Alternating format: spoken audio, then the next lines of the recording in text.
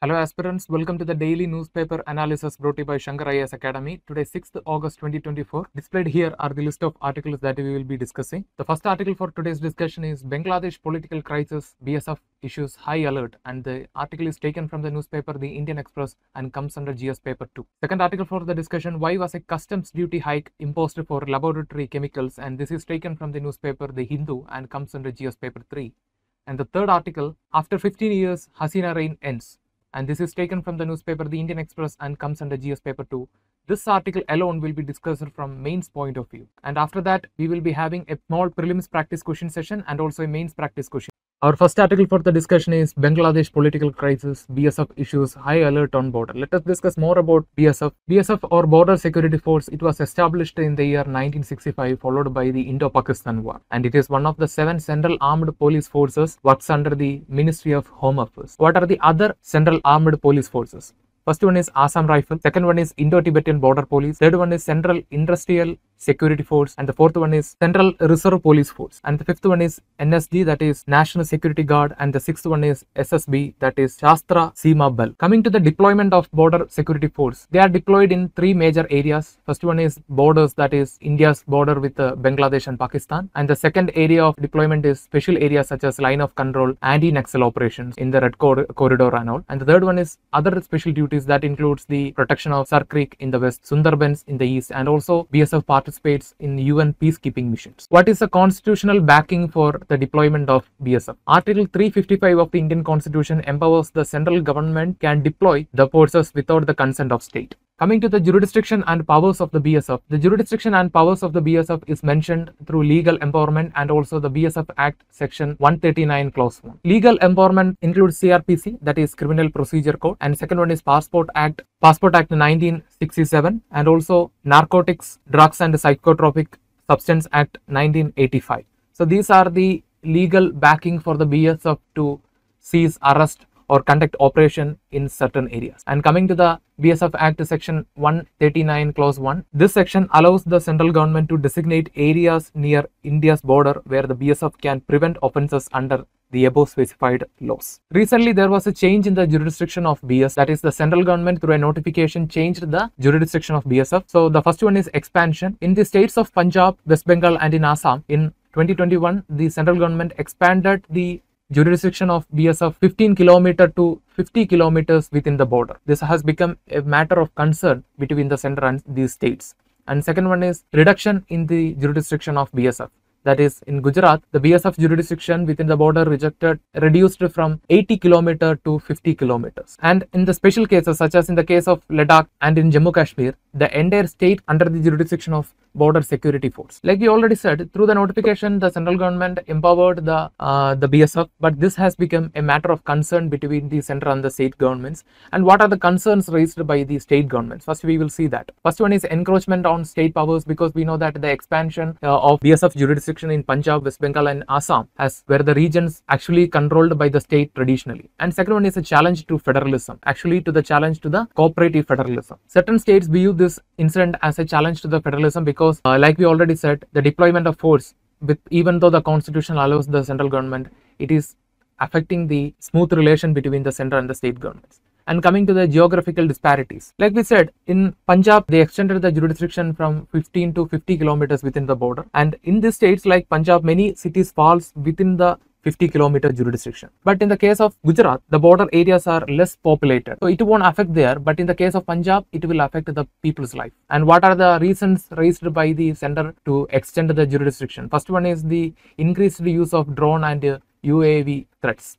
And second one is the increase in the cattle smuggling in the border regions, as well as the third one is to ensure uniform jurisdiction standard in the border states. Like we said, through increasing the jurisdictions in Punjab, West Bengal and in Assam, and through reducing the jurisdiction in Gujarat, the center thought that it will standardize a uniform jurisdiction for the BSF. Coming to the conclusion, what are the recommendations that we can give for better border management? First one is collective approach, that is that is establishing a central and state task force and also sharing information. So this will ensure the equal role for both the central as well as the state. And second one is the state police involvement in the border management. This will reduce the shortage of manpower, and also this model can be implemented for collaborating with the Coast Guard and Navy. And the third important step can be taken is in technological integration, that is the use of drones and sensors for border management, and also creation of a centralized platform for real-time information sharing. And the fourth step can be clear legal framework that includes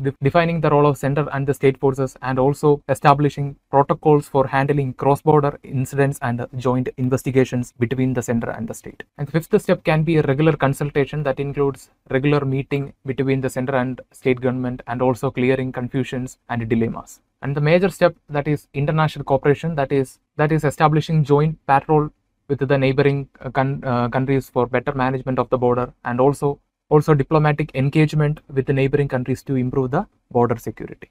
With this, we are coming to the conclusion for this topic, and let us discuss the next topic. The second article for the discussion is custom duty hike on laboratory chemical. Let us discuss more on this from the prelims point of view. First, we will start with what is laboratory chemicals. Laboratory chemicals are substances essential for scientific research, mainly used in the departments of chemistry, biology, physics, and pharmaceuticals for the purpose of experiments, analysis, purification, and innovation. What are the types of laboratory chemicals? They can be broadly divided into three. First consists of organic and inorganic substance. Second class consists of reagents, solvents, acids, bases, and salts. And the third class includes oxidizers, complex chemicals, specialized compounds. What is the regulatory framework for laboratory chemicals in India? In India, the framework is managed by multiple ministries. For example, the Ministry of Environment, Forest and Climate Change ensures environmental regulation for the chemicals such as safe disposal of hazardous chemicals. And the second, Ministry of Health. This ministry ensures safe use of chemicals in the medical diagnostics. And the third, Ministry of Science and Technology, promotes research and innovation in the chemicals. And the fourth Ministry of Chemicals and Fertilizers, they will frame policies on production and distribution of chemicals. And the fifth one, Ministry of Commerce and Industry. This ministry deals with the trade of chemicals, including export and import policies. Coming to the news article, what is the issue related to this customs duty hike? The government hiked the customs duty on laboratory chemicals from 10 to 150%, and this will impact the research, such as increase in the cost and reduce the availability of the chemical. And the major claim by the scientific community and the scientists are this hike will hinder the innovation and the experiment projects. Therefore, the government finally withdrew the hike and introduced the mandatory declarations to ensure that the imported chemicals are used exclusively for laboratory and research purposes, reflecting an attempt to balance regulatory concerns of the need of scientific community. What is the necessity of imported chemicals? These imported chemicals are important because it often fulfills the specialized requirements that local manufacturers may not meet. And the second necessity is replication of international experiments. For example, researchers frequently need to replicate experiments which are conducted internationally. Thus, the exact same materials and chemicals can be used in the original studies, which are sourced from global suppliers. So for this replication of the international experiments, the imported chemicals are very, very important. And coming to the fourth reason, fuel for innovation and development. That is, access to imported chemical facilitates India's capability to increase innovation and development in scientific field by enabling researchers to explore new avenues, test hypotheses, and also advance knowledges. And the fourth major reason is balanced trade policies are very essential, because dependence on imported chemicals brings balanced trade policies, regulating compliances and economic stability. Coming to the way forward, what are the challenges and responsibilities we have? First one is proper disposal for environmental protection. The chemicals are considered as highly hazardous for the environment. Therefore, the proper disposal is very important to minimize the impact on environment. Second one is framing ethical guidelines for the human subject to research. This is to protect the well-being of participants and maintain scientific credibility. And the third is importance in medical diagnostics, because the chemicals play a key role in improving the accuracy of tests, which contributes significantly to the public health. With this, we are coming to the conclusion for this topic. Let us discuss the next topic. Our next article for the discussion is after after 15 years, Hasina's reign ends. So we know that followed by the protest in the Bangladesh, the Prime Minister of Bangladesh, Sheikh Hasina, resigned from the post and fled the nation. In this background, we are going to discuss the Indo-Bangladesh relation and the achievements of the Indo-Bangladesh cooperation. First, we will start with the background. Followed by the partition of India, two Pakistans were born. First one was the Western Pakistan and the second one was the Eastern Pakistan. However, both Pakistans were very distant in the aspect of culture and language. For example, the West Pakistan used Urdu language and followed Persian culture, but the East Pakistan was influenced by the Bengali culture and the Bengali language. And the tension between the East Pakistan and the West Pakistan later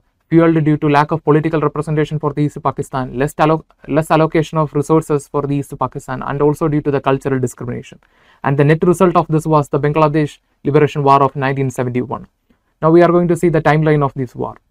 In the year 1952, there was a language movement emerged in the East Pakistan demanding Bengali as the official language. But later, this demand was suppressed by the government, and in the year 1970, the Awami League led by Sheikh Mujibur Rahman got victory in the East Pakistan, but this was denied by the West Pakistan, and which resulted into mass protests from the East Pakistan. And to suppress the mass protest, the West Pakistan launched Operation Searchlight on March 25, 1971, which resulted into brutal crackdown and human rights violation in the East Pakistan. And the next important event of this war was the declaration of independence by Sheikh Mujibur Rahman on March 26, 1971. And followed by that, a Bangladesh Liberation Army called Mukti Bahini was also formed. And this conflict between the West Pakistan and the East Pakistan gained global attention when India supported and intervened in this issue in December 1971. What was the conclusion of this war?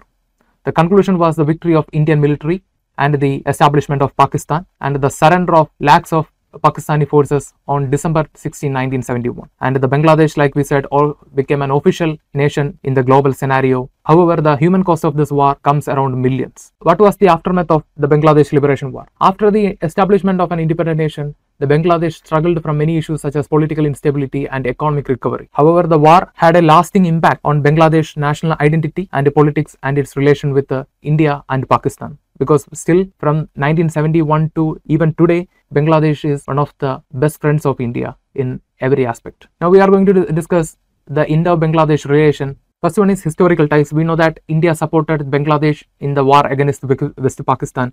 Therefore, since that day, Bangladesh is a best friend of India. And the second one is India's support for the liberation. Like we said, during the war, India supported financially and militarily. India supported the Bangladesh war against Pakistan. And today, both countries are collaborating in the field of trade, investment, and also to counter terrorism. Now we are going to see the key achievements of Indo-Bangladesh relation.